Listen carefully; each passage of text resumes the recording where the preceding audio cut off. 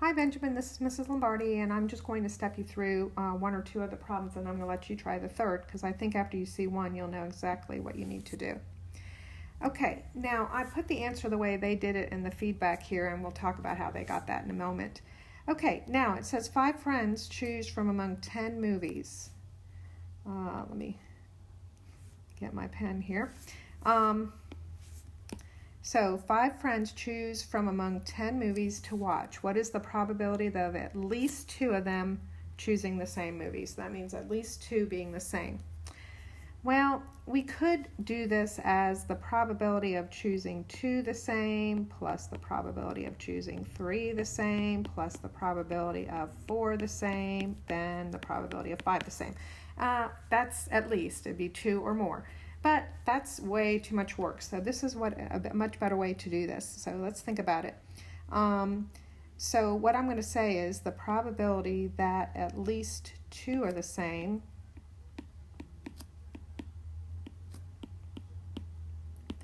is 1 minus the probability that none are the same.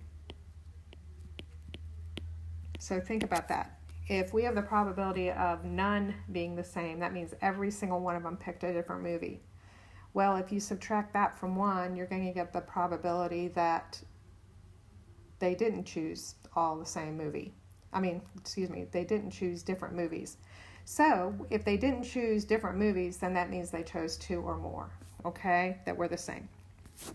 So we're going to say 1 minus the probability of the chance that none of them pick the same movie. Okay, now let's think about how we're going to do that. So that is going to be, I'm just going to move over here so I have more room. So I'm going to draw a bar. I know when I find probability, I have my sample space in the denominator, the total sample space. Well, when you're not taking into account that you want them to pick different movies, that means they each have 10 to choose from. So that would be 10 times 10 times 10 times 10 times 10.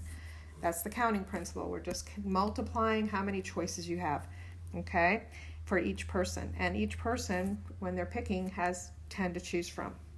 But in the event that we want none of them to be the same, that's what goes in the numerator because that's the event that we're looking at.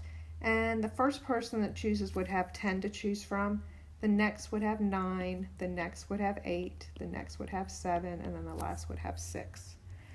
This is all you had to calculate, so you would say that's 1 minus, and when you calculate this on your calculator, which you can go to, you get 0.3024, but that's the probability that none are the same. We want the probability that 2 or more are the same. So we're going to say 1 minus that probability, and that's where we get 0.6976. Okay? Now, incidentally, you could have also done this as 1 minus the permutations of 10 movies being chosen 5 at a time over 10 to the 5th. And so the feedback here, I don't really like how they wrote it, whoever wrote this, but what they're kind of reminding you of is the fact that to calculate permutations is going to be 10 factorial over, and then 10 minus 5 is 5 factorial. That's just calculating this, and then you're dividing by 10 to the 5th, and that's how they wrote this. Okay? Like I said a minute ago, I don't really like them showing the feedback like that because that's not how I calculate at all. I just use the counting principle. And then that's when you get, let me put parentheses here so we don't think that 1's in the numerator.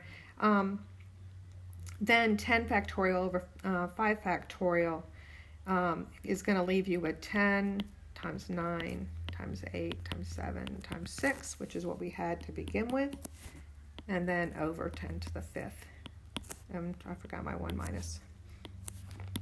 Okay, so I just wanted you to see that that they put in feedback, they were really just taking the permutation and dividing it by the sample space, which was 10 to the 5th. Okay, so that's that one, and all of these are very similar.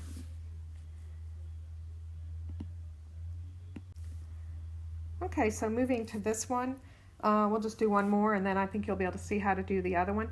So if we have 7 girls that are auditioning for 12 roles in a school play, each person can only audition for one part. What is the probability that at least 2 of the girls audition for the same part? So very similar to the last problem. So what we have here is the probability. Oops, let me get my pen. The probability of at least 2 the same. At least the same part this time, at least 2 the same, is going to be 1 minus the probability that none are the same. Okay, and so we're going to say that is 1 minus, and we're going to do the same thing we did a minute ago. We're going to do the counting principle here in the numerator just to see how many meet our event, and then in the denominator is our sample space. So this time we have 12 roles to pick from, so it's going to be 12 times 12 times 12 times 12 times 12, 1, 2, 3, 4, 5, 6, 7. Okay, because if girls are not even around each other and they're just picking roles that they want to audition for, they have 12 choices, okay, each.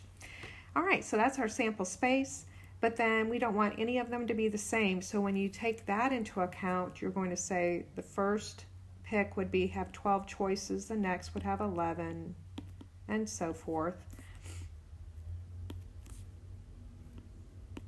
Let's make sure we have 7. 1, 2, 3, 4, 5, 6, 7. Yep.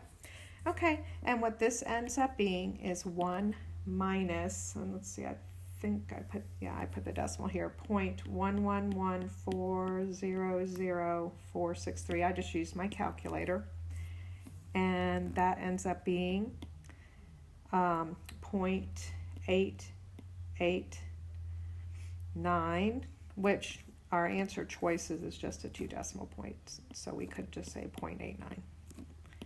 Okay, so that's all you need to do for that. And here again, you could have written this as 1 minus the permutation of 12 things taken 7 at a time divided by 12 to the 7th power. Okay, and that's something you could have gotten from your calculator. You can calculate that easily. Okay, so that's the first 2. The last one, why don't you try it and see if you can get the right answer, and if you still are not getting the right answer, just let me know and I'll record that one as well. Good luck with everything, getting done with everything.